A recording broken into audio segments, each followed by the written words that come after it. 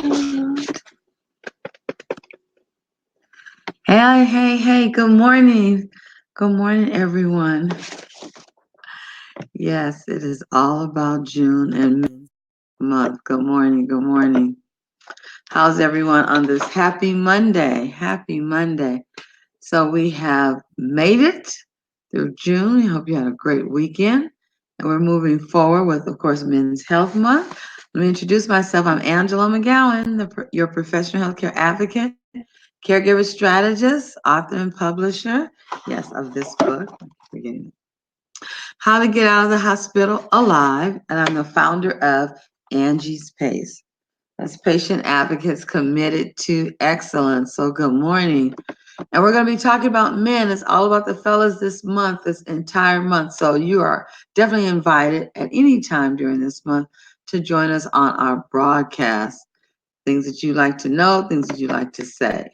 We would be glad to have you. So it's all about the fellas this month. June is Men's Health Month.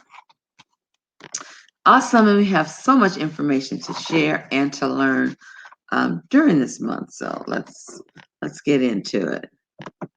We have some men facts that we want to share.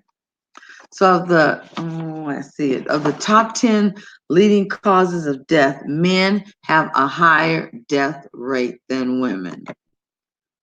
I don't know if you'd be amazed by that. I don't know if you'd be surprised by that, but it's definitely true. Men do have a higher death rate than women.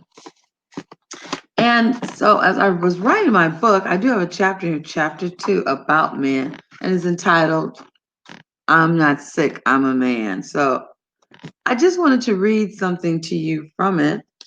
A gentleman told me that he attended at least 3 funerals in a couple of months of some of his longtime best friends.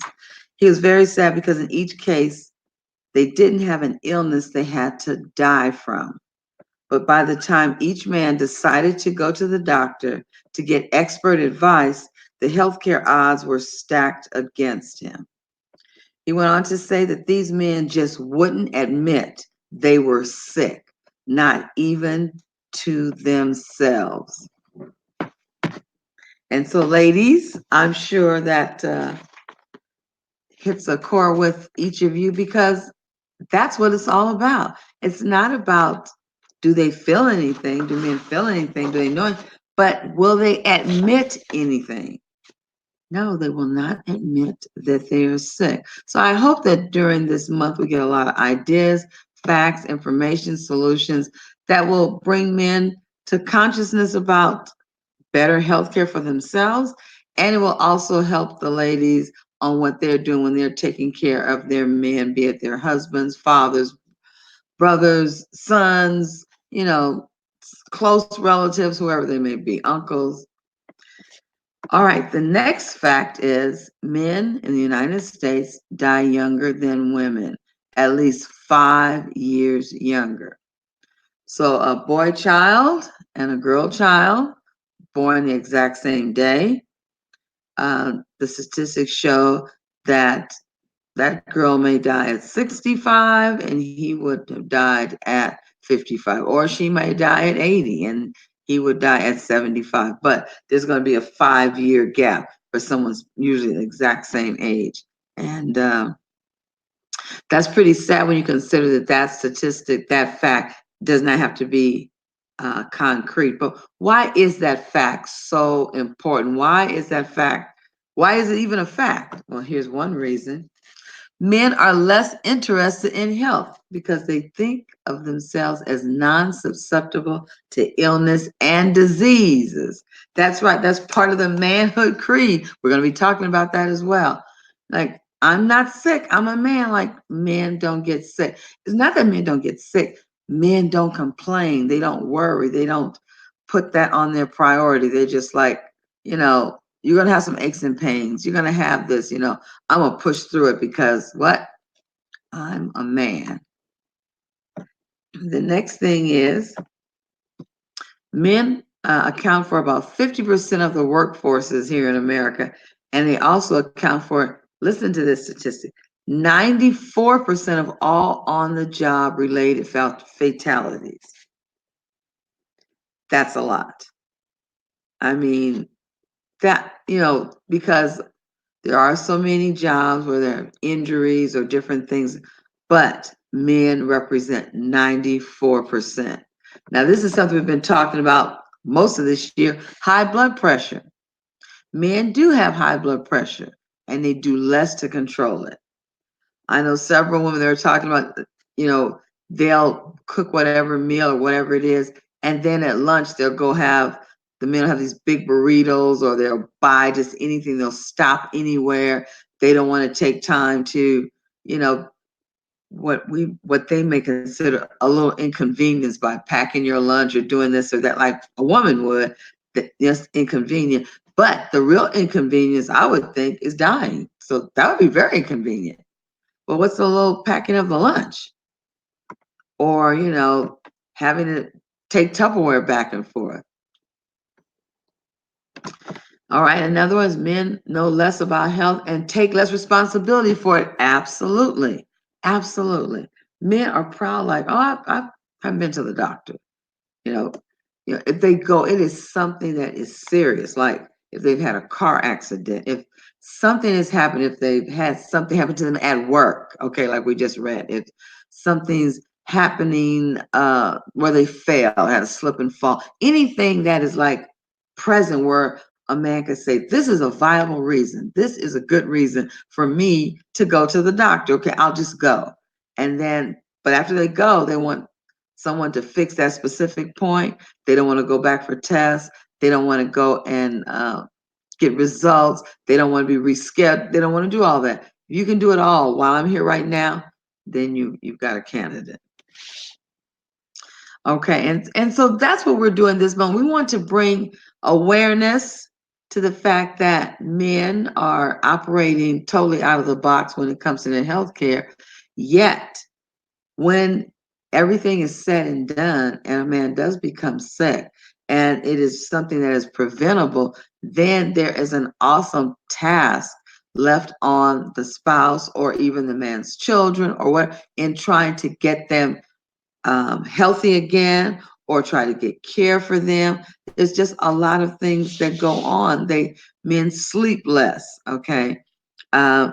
They are less likely to even try to be a part of regimens that would be for better health, like joining a class to learn about how they can improve their health, regardless of the symptoms, regardless if it is causing them much pain. That's why I read from my book where the gentleman said, these men would not even admit to themselves there was something wrong when they would go walking or whatever they were doing, and they would be wincing with pain. And he would say, and they were just like, oh, it's just something that happens in the morning. I'll walk it out. And, it only happens once a week, twice a week, but once a week, that's a sign.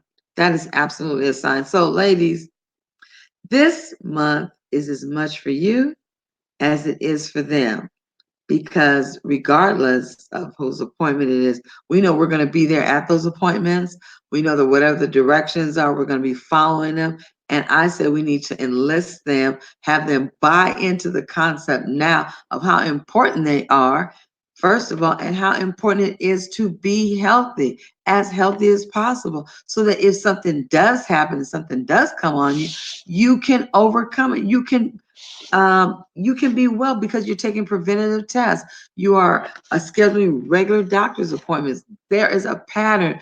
There is a formula to being well, to staying well. And so, it's just going to be on us. That's all there is to it. It's on us. Huh? Sorry. But that's just the way it is. So let me just give you, this week we're going to be doing hashtag Men's Health Week, hashtag Wear Blue.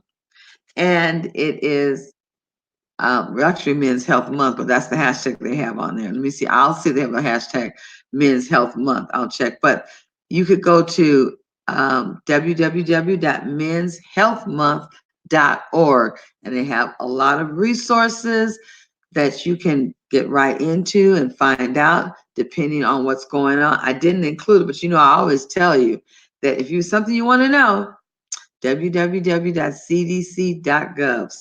whatever you want to know, men's health, a specific thing, men's blood pressure, whatever it is, you can always go to the CDC's website and be a part of that. So I'm pretty excited about what's going to be going on this month for men's health. And I hope that you are excited as well, because I'm telling you, excellent healthcare, it is absolutely not a privilege. It's your right, okay? For men as well as women, we all can exercise our right. And to do that, you can join the Powerful Patient Movement, my free Facebook group at bit.ly, Powerful Patient Movement. And always, if you would like to get a results call, I'd love to speak with you. Why don't you schedule a 20-minute results call with me at bit.ly, Advocate Angie. Okay, that's who I am. All right, so thank you for joining me on this happy Monday as we move forward on Men's Health Month. I'm Angela McGowan, your professional healthcare advocate, caregiver strategist, author, and publisher of where'd the book go? This, where it is. How to Get Out of the Hospital Alive. Okay. And then I'm the founder of Angie's Pace, Patient Advocates Committed to Excellence. Absolutely. So this Saturday, if you're available, I'd love for you to join me at Zara's Bookstore in Inglewood, California. And it is going to be at 1 p.m. I was like, what else do I have to say? At 1 p.m. And we're going to be talking about this book. We're going to be selling this book. And we're also going to be talking about and getting ready for my other book that's out, and that is the Powerful Patient Movement. It is the Patient Blueprint Planner. Yes, the Patient Blueprint Planner. I didn't know I had problems saying P's until I named that book. Yeah, I'll be working on it. I'll be ready by Saturday. Okay, all of you, I'm leaving you with what? Those two things. Blessings and joy. Why is that? Because they both belong to you. Have an excellent start of your week. I know it's going to be great. I look forward to seeing you on tomorrow. Okay, man, this is your month. Let's do a lot with it, okay? Take care. It's all about the fellas. Bye.